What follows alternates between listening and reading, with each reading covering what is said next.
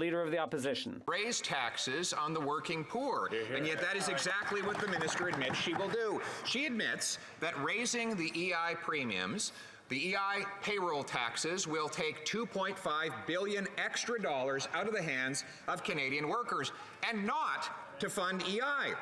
She also admits through her own public filings that the government will take $10 billion more in EI taxes than it will pay out in benefits, money that the Prime Minister will raid from the account and spend however he likes. Will the Prime Minister get his hands off the EI fund and the paychecks of our workers? Yeah. The Honourable Deputy Prime Minister.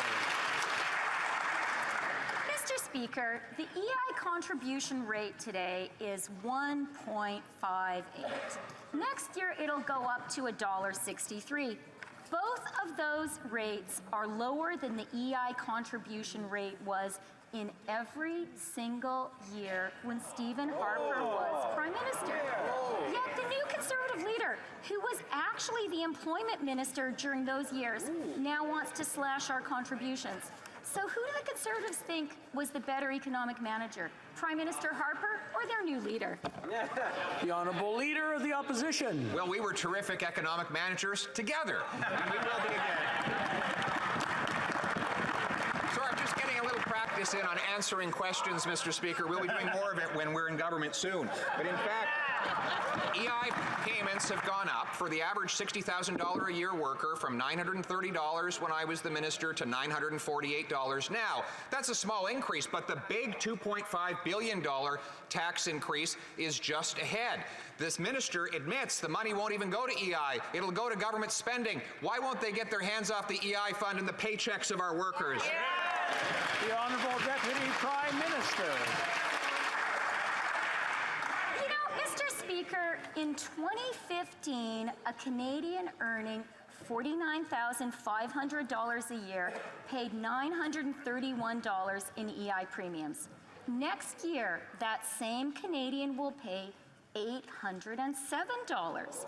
That's nearly $125 less than she paid when the Conservative leader was the minister in charge. So, yet again, Mr. Speaker, Canadians really need to understand whose policies do Conservatives support, Stephen Harper's or their new leaders?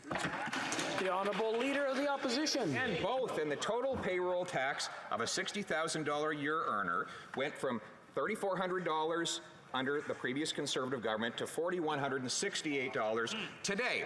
And the reality is, none of that was necessary, and they want to use the money for anything but EI. Mr. Speaker, on top of that, now they plan to triple the carbon tax, raising gas, heat, and grocery costs, and killing jobs for many people in many sectors. Their policy is paychecks down and costs up. And in fairness, they're succeeding at both. Will they stop that policy and cancel their tax hikes? The Honourable Deputy Prime Minister.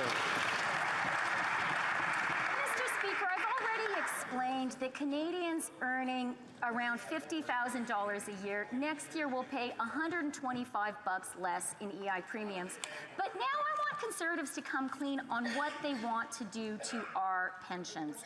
Their proposal is an irresponsible scheme to eviscerate our pensions. As Rob Carrick pointed out, quote, Canada Pension Plan premiums are not a tax.